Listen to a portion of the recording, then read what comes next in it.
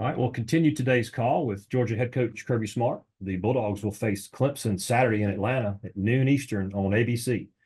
And coach, while we wait on questions, media, please use the raise hand function to get in queue to ask a question.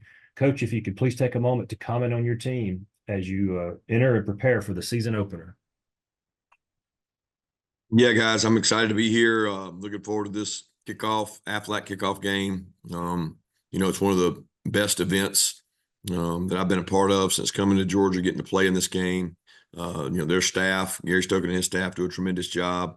Aflac is, one of the banner companies of our state, and them being the title sponsor, I think is really awesome. But our players are excited. I know both fan bases are excited. We get the early kickoff slot, so I know the world will be watching that game, especially all over the country. They'll be waking up at different times, but our guys are excited and looking forward to playing Clemson.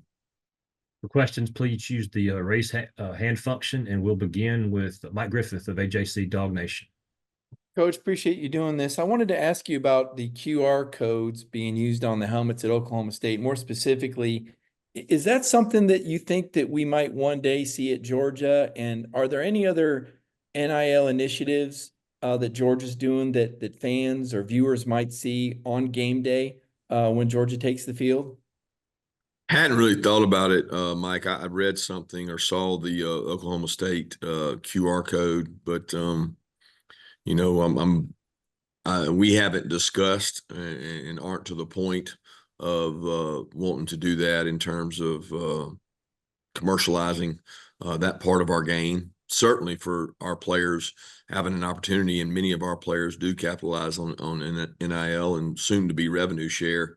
But I would argue that people are trying to also keep our game as pure as they can, and I'm probably more of a traditionalist.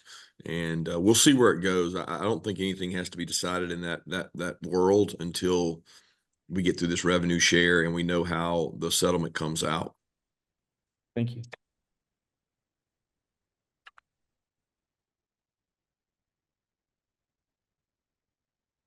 Next, we'll go to Steve Moulton on WZZN. Coach, appreciate the time. Hope you're doing well today, sir. Thanks. I wanted to ask about the in-game communication. We've focused a lot on the offense, but the defense in particular, what benefits do you see for this in-game communication or helmet communication defensively, Coach? Well, not a lot. I mean, because you have to communicate with 11 people. They don't give you 11 headsets, so they give you one.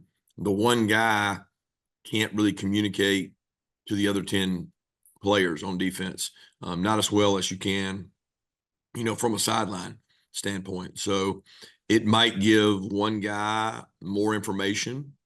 I think some people may use it as a strategy for players that might be new or beginning, so you can communicate with them a little longer and talk to them and settle them down and hear a voice. And sometimes the signal caller is not the guy that needs that voice. So strategically, you may find some teams that put it on a player that maybe you're trying to help out more, because the signal caller's probably still going to have to get the signal, because unless you huddle on defense, that piece of equipment does not help you tremendously. And Coach, if I could, how important is a game like this within the ever-evolving, changing landscape that we're all in? The Clemson-Georgia has a lot of history to this rivalry. How important is keeping games like this alive, you think, for the health of college football? I think it's great. It's a non-conference traditional rivalry that the fan bases love. The passion, energy, and pageantry has always been there, but these two schools certainly have a great history independent of each other, but they have a great history against each other.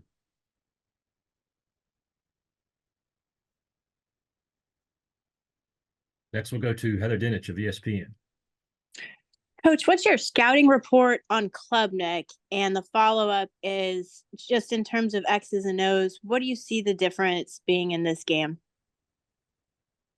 Scouting report is, number one, very experienced, has played in a lot of football games.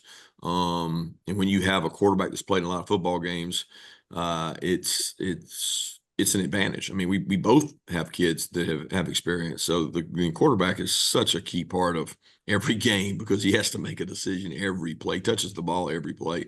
And I think the guy's done a tremendous job. He's going to be even better with a year's belt underneath him of this offense.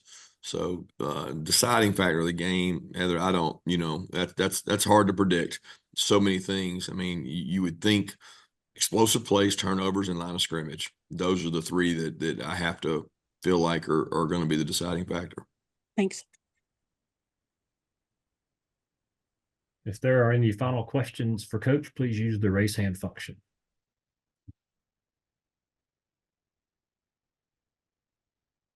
I think we have a follow-up from Steve Moulton. I do, Coach. I was wondering maybe your biggest question you have on your team entering into game one is what? How will we respond? How we respond to something really good happening and how we respond to something not so good happening, because both are going to happen. Hadn't played in a game yet where, something you didn't expect happened. The response time to that is probably the biggest unknown. And the tailback room in particular, how would you evaluate your tailback room entering into this game in Atlanta, Coach? Excited. Excited about what? The game.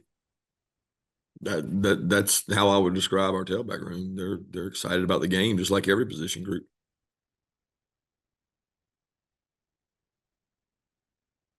All right, Coach. Thank you.